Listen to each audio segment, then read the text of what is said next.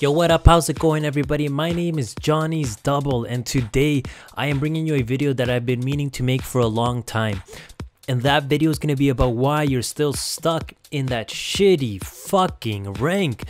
Why you're playing games with people who are all DPS mains and trickling all the fucking time. Now, this video is going to be about advice that you've heard a million times before. Why should you listen to it again, you may ask? Because you're probably still doing it. Now, some of you are going to hate hearing this, but it is not that difficult to get out of gold or platinum.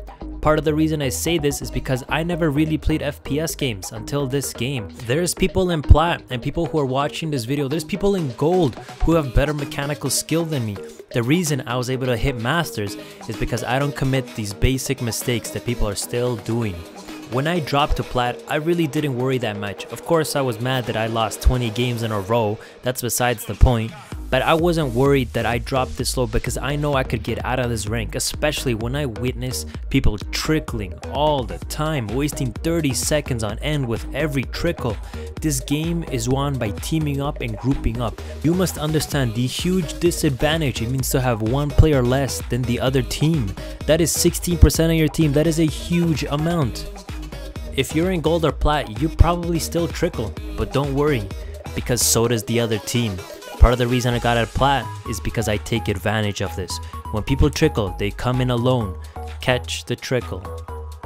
Something else that happened in my adventures in plat was that I kept running into all DPS mains. People who don't know how to play anything else other than DPS.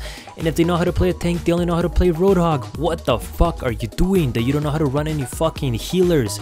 Look, this is pretty clear and obvious. If your hero pool is small, you don't understand the game to a full extent.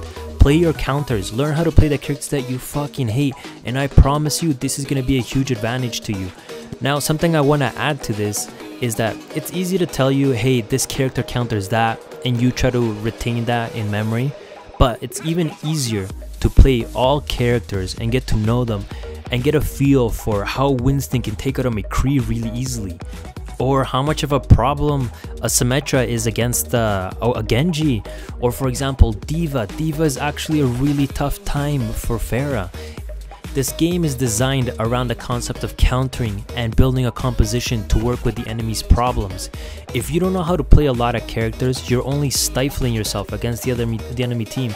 It's incredibly frustrating to have an identifiable problem on the enemy team that your team can't take care of simply because all your DPS people don't know how to play anything else other than DPS. So they'll say, well, the only thing I can play best is DPS, so I'm going to play DPS, so you're left without a tank or a good healer. At high ranks, everybody knows how to play a lot of characters and everybody is willing to switch. Take that as a lesson, because if you only can play no more than 3, 4, 5 heroes, even 6, I really don't think that's enough. Extend your hero pool. Now, I've said the following in the past and I'm going to say it again because I can't stress how important this is. Positioning is huge in this game. During the plat ranks, everybody was overextending. Relax, hold still, hold your ground, don't die, prioritize your life over anything. If the enemy team isn't attacking, there's no reason you should be overextending unless you can guarantee a kill. If you have the minimal doubt that you can't make a kill and you're going far off from your base, you're making a mistake. You're probably going to get caught. And with that, I want to bring you some knowledge from the higher ranks. At those ranks, at Masters and up, people lose games because of mistakes they make and help other teams take advantage of those mistakes. At the higher ranks, you can't survive if you make a mistake. If you make a mistake, you're gonna get caught off guard, you're gonna get hooked, you're gonna get blasted with a Pharah, and boom, you're a man down, maybe you lost the entire push for your team. At the lower ranks, you can survive a mistake or two.